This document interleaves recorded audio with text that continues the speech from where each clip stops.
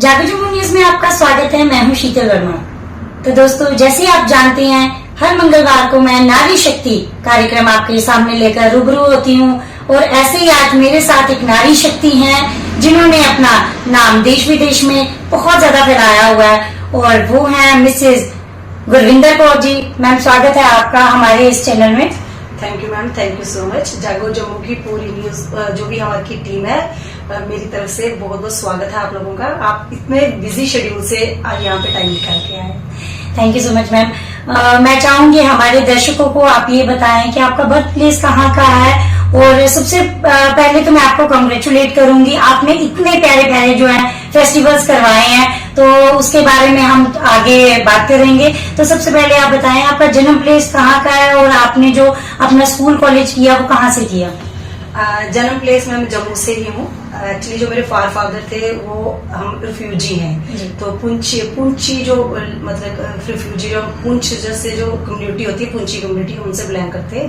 तो जम्मू से ही हूँ मैं। यहाँ पे बोर कैंप में मेरा जन्म प्लेस है और शादी मेरी गाड़ीगढ़ में हुई है।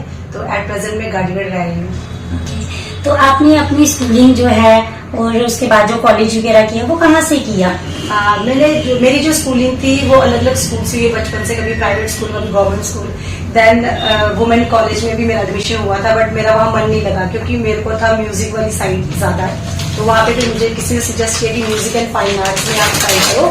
तो फिर मैं म्यूजिक एंड फाइन आर्ट्स में गई, वहाँ पे मैंने 5 ईयर डिग्री की कथक में। देन उसके बाद फिर मैंने चंडीगढ़ से MA की है। बहुत बढ़िया।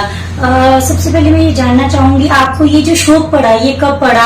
और माना एक सब्जेक्ट भी होता था हमारे टाइम पे, जैसे 11th में आ गए तो म्यूजिक एक सब्जेक्ट रहता था, मगर आपने कथक भी जैसे बताया कि मैंने कथक भी ज्वाइन किया, तो इसमें सबसे ज्यादा इंटरेस्ट कब पड़ा और आपने अपने प्लेटफॉर्म पर स्टार्ट कहाँ से किया। एक्चुअली जब मैंने शासनर हाई सेकेंडरी में 11th में एडमिशन लिया तो मेरा सब्जेक्ट जो कॉम्बिनेशन था उसमें म्यूजिक सब्जेक्ट था। तो मुझे शौक भी था तब थोड़ा गाने का। तो फिर मैंने कहा चलो ट्राई करते हैं। जब मैंने ऑडिशंस दिया तो वहाँ पे इंटरव्यू होता है पहले कि आपकी आवाज अच्छी है, आप गा सकते हो या नहीं। तो मैम ने कहा कि नहीं तुम गा सकती हो। थोड़ी भारी आवाज थी बट उन्होंने कहा कि गा सकती हो। बट मेरे गले में थोड़ी सी प्रॉब्लम हो गई थी, टॉन्सिस प्रॉब्लम थी। डॉक्टर ने मुझे गाने के लिए मना किया था। देन फिर मैंने सितार में एडमिशन ले ली। फिर उसके बाद 2 साल सितार प्ले की, मुझे थोड़ा इंटरेस्ट बढ़ने लगा म्यूजिक की तरफ। देन फिर जब मैं कॉलेज में आई तो वही वुमेन कॉलेज में मुझे कुछ अच्छा नहीं लगा था, वहां का कुछ समझ ही नहीं आ रहा था। एक क्लास कहीं लग रही है, दूसरी कहीं लग रही है, तो पूरा दिन भागते ही रहते थे। देन फिर म्यूजिक वाली साइड में मेरा ज्यादा इंटरेस्ट था, तो मुझे किसी ने बोला कि तुम म्यूजिक एंड फाइन आर्ट्स में जाओ। जब मैं वहां पे गई तो जब मैं एडमिशन लेने के लिए ऊपर गई सितार में, देन देखा कि घुंघरू की आवाज आ रही है।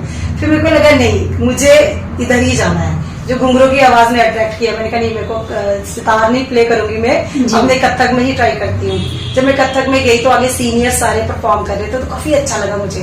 फिर मैंने बात की ऐसे कि मेरे को एडमिशन कथक में लेनी है। उन्होंने कहा कि अगर आप सितार में लेते हो तो आपकी डिग्री 4 साल की होगी, क्योंकि आप ऑलरेडी 2 साल सितार करके आए हो।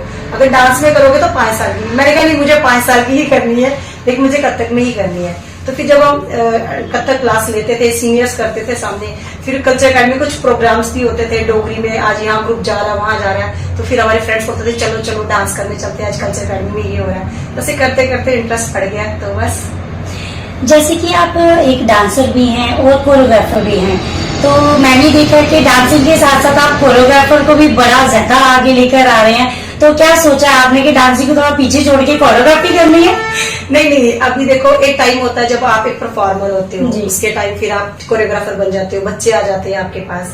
तो बट मैंने एज ए परफॉर्मर में अभी भी परफॉर्म करती हूँ। अभी बैसाखी फेस्टिवल में रिसेंटली मैंने सांबा में एक मेरी टीम का एक लड़का कम हो गया था, तो मैंने लड़का बन के भांगड़ा किया। तो मैं सोच रही हूँ कि कोरियोग्राफर बनना आसान है, मगर एक जो आप जो डांसर होते हो वो बने रहना बहुत मुश्किल है। परफॉर्मर बने रहना बहुत मुश्किल होता है, क्योंकि कोरियोग्राफी का आप ज्यादा से ज्यादा 5-10 दिन लोगे तो खत्म हो जाएगा, लेकिन परफॉर्मर को हमेशा एक्टिव रहना पड़ता है। तो बस वही चल रहा है, जहाँ पे जरूरत पड़ती है परफॉर्म करने की वहां परफॉर्म भी कर लेते हैं। तो मैक्सिमम टाइम कोरियोग्राफी चलती है। मैं जानना चाहूंगी और हमारे दर्शक भी ये जानना चाहेंगे, अपनी आपने लाइफ की जो शुरुआत की वो सबसे पहला प्लेटफॉर्म कौन सा था और आप कहाँ कहाँ बाहर घूमने के लिए गए और अपने इस फील्ड को अपनी एक ये जो एक नारी शक्ति का एक बढ़ावा है, क्योंकि मैंने देखा है कि नारी शक्ति जो एक ऐसी शक्ति है जो ठान लेती है कोई चीज करना तो वो कर दिखाती है, और आपने जो है वो कर दिखाया है, अपने साथ साथ अपने घर वालों का, पेरेंट्स का नाम रोशन किया है, और देश विदेश में भी आपका बहुत ज्यादा नाम है। तो आपने इस प्लेटफॉर्म को बढ़ाते हुए आपने क्या लाइफ में सोचा था, अपनी लाइफ को क्या एक सोच के आपने आगे बढ़ाया? सबसे पहला स्टार्ट वही कल्चरल एकेडमी की तरफ से रहा। रणधीर सर होते थे, तो सर कहीं ना वहाँ पे एक सूरज कुंड मेला लगता था हरियाणा में, कल्चरल एकेडमी का टूर होता था। तो सर ने बोला कि फाइन आर्ट्स की लड़कियां जो भी हैं सभी आओ सिलेक्शन के लिए। तो मैं भी चली गई। तो सर ने वहाँ पे देखा, सर कहते हैं आप सिलेक्टेड हो, आप प्रैक्टिस के लिए चले जाओ। सबसे पहले मुझे रणधीर सर ने स्टेज पे चढ़ाया है। तो मैं फिर हरियाणा गई थी कल्चरल एकेडमी की तरफ से। वहाँ पे हमने डोगरी डांस किया था, जागरना, और कश्मीरी डांस किया था, रूफ। तो बस वही दो किए। फिर थोड़ा सा एक इंटरेस्ट पैदा हुआ कि हाँ स्टेज के ऊपर से ऑडियंस कैसे दिखती है। वो मेरा फर्स्ट था जब मैं पहली बार स्टेज पे चढ़ी हूँ। तो उसके बाद फिर वही सफर स्टार्ट हुआ। फिर अपना खुद का इंस्टीट्यूशन खोल लिया मैंने। फिर बच्चे आ गए, फिर एसोसिएशंस ले ली। जैसे आपको बताइए डांस स्पोर्ट्स काउंसिल JNK वो मेरे पास है। उसका परफॉर्मिंग आर्ट एसोसिएशन, वो भी जम्मू में उसकी इंचार्ज में हूँ। तो उसके द्वारा हम लोग अभी इस टाइम पे हम लोग वेस्ट बंगाल, गोवा, मुंबई, गुजरात, राजस्थान, चंडीगढ़ और 3-4 बार नेपाल भी होके आ चुके हैं। वाह, बहुत जगह आप घुमाए, हमें तो मौका नहीं मिलता, आप तो पूरी दुनिया की सैर करा है। तो नारी शक्ति एक ऐसी शक्ति होती है जो देश विदेश में अपना नाम रोशन करती है, मगर कुछ ऐसी लेडीज होती हैं जो कहीं ना कहीं दबी रहती हैं, अपने हुनर को सामने नहीं लाती हैं। तो मैं चाहूंगी अब मेरे चैनल के माध्यम से मैं हर बार यही कहती हूँ कि जो लेडीज अपने हुनर को सामने नहीं ला सकती हैं या थोड़ा सा डरती हैं तो वो अपने हुनर को सामने लाएं। स्क्रीन पर मेरा नंबर जो है वो फ्लक्चुएट होता रहता है, आप मेरे नंबर पे कॉल करके अपना जो हुनर है वो सामने लाएं, मुझे कांटेक्ट कर सकते हैं। मैं आपका भी इंटरव्यू अपने चैनल के माध्यम से सामने रखूंगी और देश विदेश में आपका क्या हुनर है वो सारी जगह फैलाऊंगी। तो मिलते हैं एक छोटी सी ब्रेक के बाद। कुदरती जड़ी बूटियों से बने अनमोल उपहार आईलाइन के उत्पादों को रखे हमेशा याद। Welcome back. तो गुरुंदर मैम, सबसे पहले अब ये जानना चाहूंगी मैं, आपकी फैमिली में कौन कौन है? मेरी फैमिली बहुत छोटी सी फैमिली है। मेरे फादर ला घर में, मेरे हस्बैंड और मेरा बेटा। तो ये तो आपने ये जो प्लेटफॉर्म जो हासिल किया हुआ है बहुत ही अच्छा प्लेटफॉर्म है। तो आपने अपनी फैमिली के साथ किस तरह से इसको मैनेज किया, अपने बच्चे को संभालना, अपनी फैमिली को लुक आफ्टर करना, तो किस तरीके से मैनेज करते थे?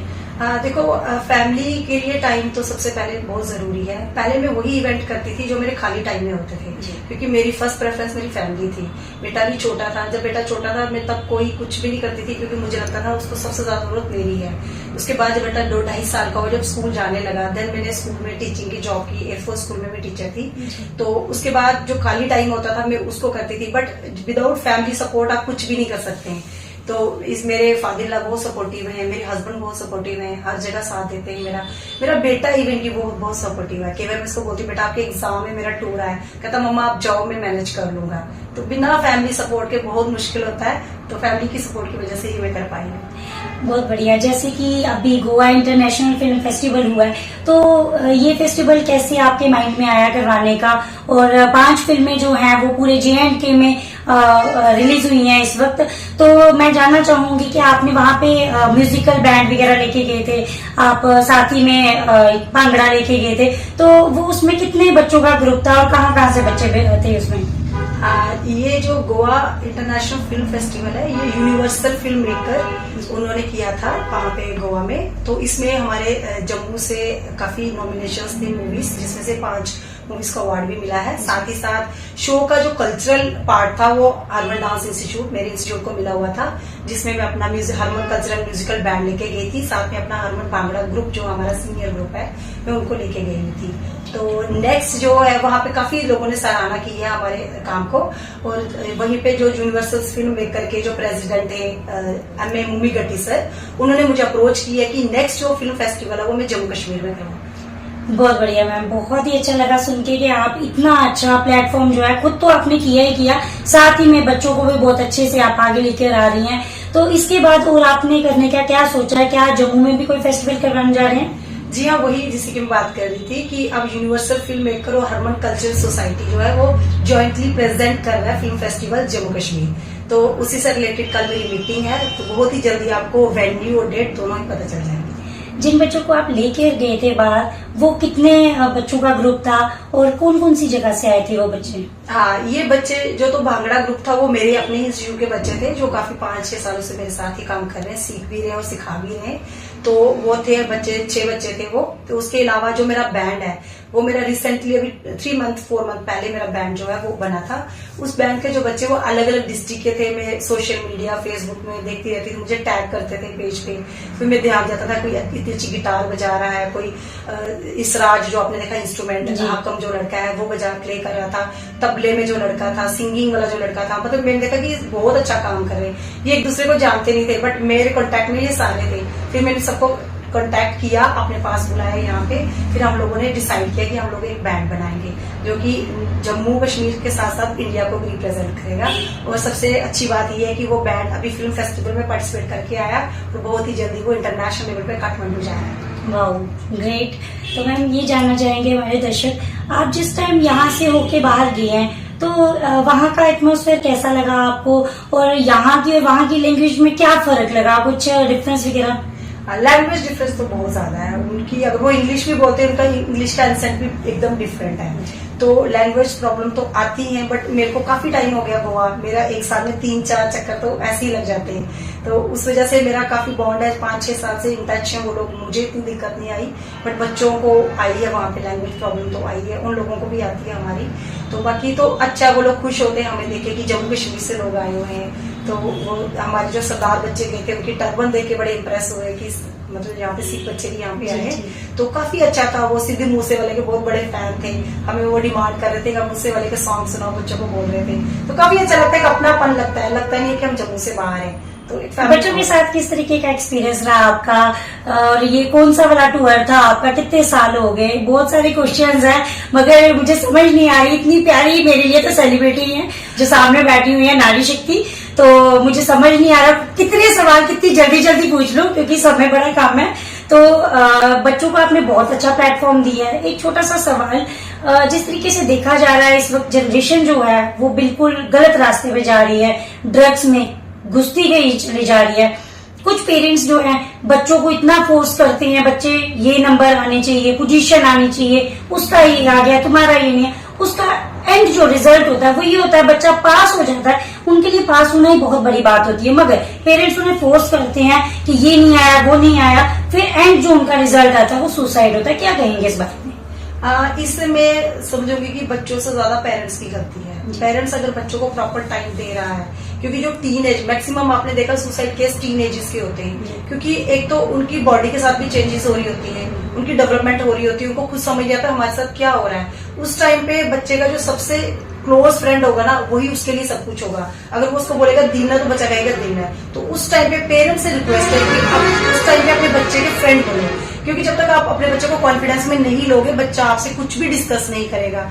मेरा खुद 17 ईयर का बेटा है जो अभी 10th पास आउट हुआ है। तो मैंने उसको बोला था डांस के लिए, कहता मम्मा मुझे इंटरेस्ट नहीं है, तो मैंने उसको फोर्स नहीं किया क्योंकि मुझे देखना कि उसका इंटरेस्ट किसमें है। उसका आर्ट एंड क्राफ्ट में था, वो करता है आर्ट एंड क्राफ्ट करता है, मैं उसको मना नहीं करती, सपोर्ट करती हूँ। स्टडी में भी वो ठीक है, मैं इसको फोर्स नहीं करती भी इतना ही आने चाहिए।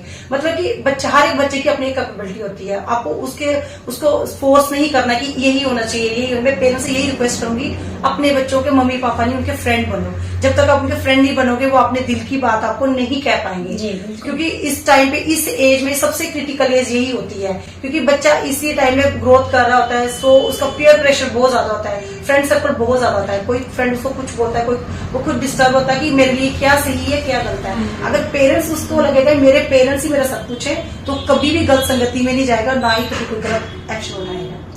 बहुत बढ़िया एक मैसेज दिया मैम ने। मैं भी अपने चैनल के माध्यम से यही कहना चाहूंगी कि बच्चों को पढ़ाई से ज्यादा एक्टिविटीज में डालें, जैसे डांसिंग आ गया, आपका क्राफ्ट एक्टिविटी आ गया, या कुछ भी आ गया जो बच्चे का शौक है।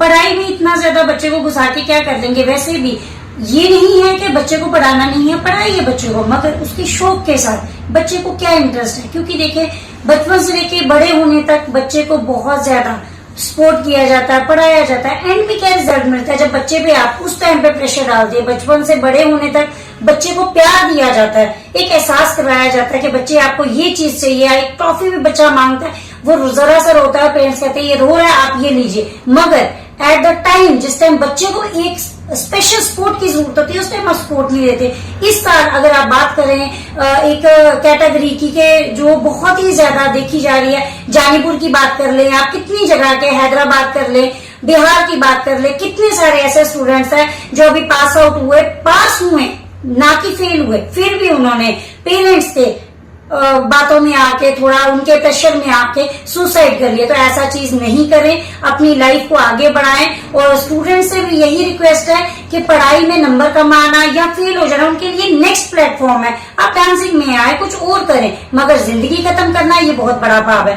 तो नारी शक्ति के कार्यक्रम में हमारे साथ इस वक्त हैं गुरविंदर मैम। मैम, और क्या अपनी लाइफ में के बारे में बताएंगे, क्या आपकी हॉबीज है? मेरी हॉबीज, मैं खुद भी आर्ट एंड क्राफ्ट में इंटरेस्ट रखती हूँ, साथ में स्पोर्ट्स का भी रखती हूँ, और डांस तो है ही है। तो बस यही है। बाकी बच्चों के साथ टाइम स्पेंड करना मुझे बहुत अच्छा लगता है, और एनिमल्स के साथ। लास्ट में क्या एक मैसेज देंगे हमारे दर्शकों को? मैं वैसे तो मेरा बनता नहीं किसी को मैसेज देना, क्योंकि बहुत ही जीनियस लोग हैं जम्मू में, बहुत ही बड़े बड़े लोग हैं जिनसे हमें कुछ सीखने को मिलता है। बट एज ए लेडी मैं यही बोलूंगी कि मैं चाहती हूँ आप घर से निकलो, मगर पहले घर वालों को भी देखो, क्योंकि अगर फैमिली का सपोर्ट नहीं है तो एक ना एक दिन आप अकेले पड़ जाओगे। अगर फैमिली का सपोर्ट है तो आपको डरने की जरूरत नहीं है। अपने फैमिली को मनाओ, अपने तरीके से मनाओ, उनका बेनिफिट भी देखो, अपने साथ साथ उनको भी देखो कि ऐसा कुछ ना करो जो उनको बुरा लग जाए। अगर उन्होंने आपको आजादी दी है बाहर निकलने की, तो उनके मान सम्मान का भी आप ध्यान रखें। बहुत ही प्यारा मैसेज दिया मैम ने। तो मैं एक बार फिर यही कहूंगी कि नारी शक्ति के इस कार्यक्रम में जो लेडीज शर्माती हैं, जो लेडीज अपना हुनर सामने नहीं ला सक रही हैं, तो स्क्रीन पर मेरा नंबर जो है वो सर्कुलेट हो रहा है, आप मेरे नंबर पे कॉल करें और मुझे आप बता सकते हैं अपना हुनर। मैं अपने चैनल के माध्यम से आपका हुनर सामने रखूंगी। तो नेक्स्ट एक नारी शक्ति के कार्यक्रम में फिर जुड़ूंगी। नमस्कार। कुदरती जड़ी बूटियों से बने अनमोल उपहार आयु लाइन के उत्पादों को रखे हमेशा याद।